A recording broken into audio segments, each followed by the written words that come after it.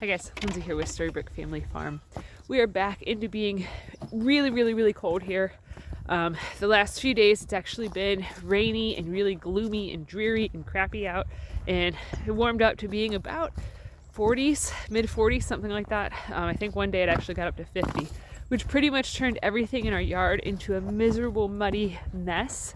And then yesterday it started getting cold and we actually got a tiny bit of snow on the ground. It was really pretty when it was coming down. I should have filmed, but it was too cold out for me to be out. But it was like the really beautiful huge flakes, and how it landed on the pines. It looked really pretty. I should have taken pictures. I'll take pictures next time. But so currently right now I am outside working on grabbing all of the rabbit bottles because tips keep freezing on them because it is ridiculously cold. Which, when it's weather extremes like this, whether it be like over the summertime, how in the beginning of summer we had massive heat waves that made it so it was really hard to keep everybody cool enough to stay alive, and had fans going, and we were transporting ice bottles back and forth to the rabbits so that way they could stay cooled off and all that. When it's hard like that, it makes you have to really take a hard look at why you're doing this, why you're raising your own food, why you're putting forth this level of effort. Because to be quite honest, if you were, the dogs might bark. I gotta run these inside so they start thawing out some. It's hard to maneuver doorknobs with really thick gloves on. Anyways, didn't want my glasses to steam up in there. But it's really hard when the weather makes it so it's either so cold outside that it hurts your face to be outside, hurts your hands to be outside, or when the weather makes it so it's so incredibly hot that you feel like you can't breathe outside.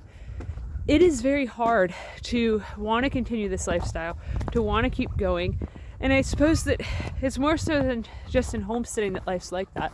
I think it's in pretty much every big type of goal, situation, setting, anything of the sort like that, that you have to really stop sometimes and look at why you're doing things. I remember when my sister was in college, she had said that there was a lot of times that she would have to stop and think, why do I want this degree? What do I want to keep going for? Why do I want to keep pursuing this? Because it got really hard. With everything, burnout happens and things get harder. And it's a little bit warmer in here. I can take my hood off. There's not as much wind. Whew. Some of you are probably wondering why I don't just stay inside, but I am not an indoors type of person. That's what I love about homesteading, is that it gives me an excuse to go outside all the time and to be outside all the time and not seem like a weirdo just randomly pacing around my yard. But anyways, no matter what it is that you're doing in life, you have to seriously look at things and look at your reasons why you want to do something, because there's going to be days where it is hotter than Hades out and the humidity is through the roof, and if you have asthma, it makes you feel like you can't breathe, or there's going to be days where it is so cold that you have to run out 15 times throughout the day just to check on animal waters to make sure they're not frozen solid. Today is one of those days for me where I'm just in and out constantly trying to make sure that everybody still has access to water, that everybody's comfortable, that no one is getting frostbite on their beaks or on their toes. Thankfully, the chickens are smart enough that they're staying by the barn for the most part, so they're a little bit out of the weather, a little bit more protected. But you have to seriously examine your why. For anything that's hard that you're doing, anything that's worthwhile to do, you have to really look at your reasons why you want to do it. With homesteading in particular, there is a huge turnover rate because people look at it and go, oh my God, this is so great. They're watching videos where it is the perfect temperature outside and it just looks wonderful and people are just so happy and so kissed by the sun and so pretty and so just everything looks magical and it feels magical. But a lot of times, guys, it looks like this. It looks like wearing a long sleeve shirt with a hoodie on over top of it, underneath some bib overalls, and having a long jacket on and a hat and gloves and covered in poo. That's what it looks like a lot of times. And in those moments, you really got to look at why are you doing this? Because to be quite honest, homesteading does not add up on paper. It doesn't. It is the most expensive eggs you will ever have. It's the most expensive garden that you will have. Well, I shouldn't use garden because gardens can be really cheap if you save your own seeds and do a whole bunch of things, but it can be really expensive if you buy your own plants. Pretty much everything that you're doing with homesteading, it can be bought cheaper at Walmart or Target or Save-A-Lot or whatever grocery store you go to that you have locally.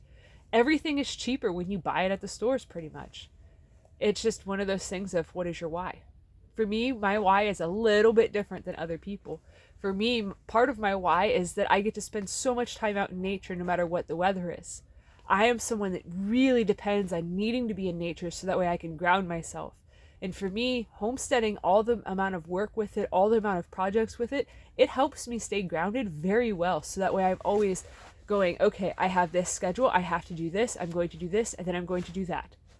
Those sorts of things, they help me to have that level of routine down, but also to be able to be outside for as much as my heart desires.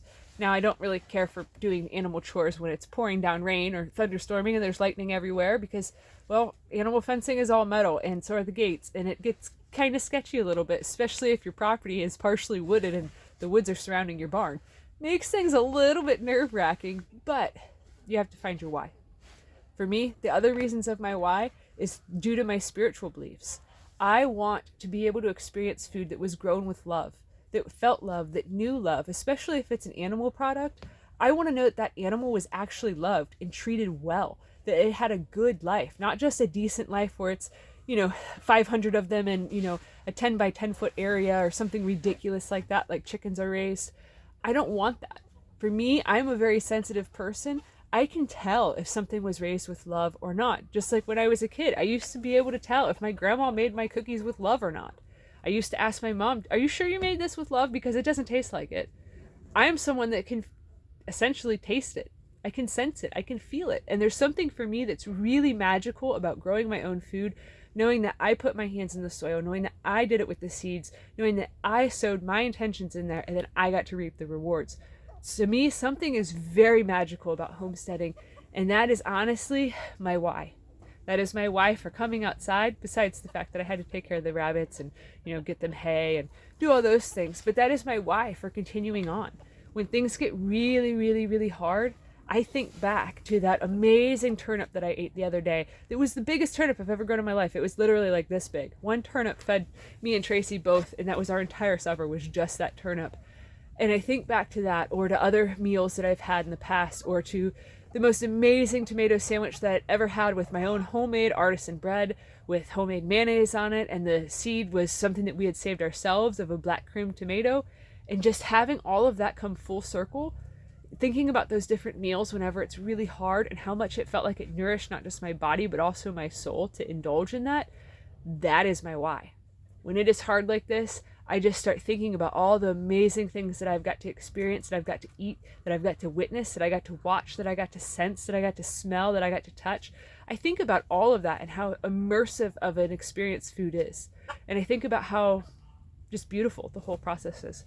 But my hands are freezing, my nose is getting very cold, and the chickens have found me, and they are basically trying to kick me out of their hidey hole. They've been hiding in the little woodshed area / hay storage / miscellaneous storage area a lot lately, so that way they can get out of the cold. So this flock here, they kind of do their own thing, but that's okay.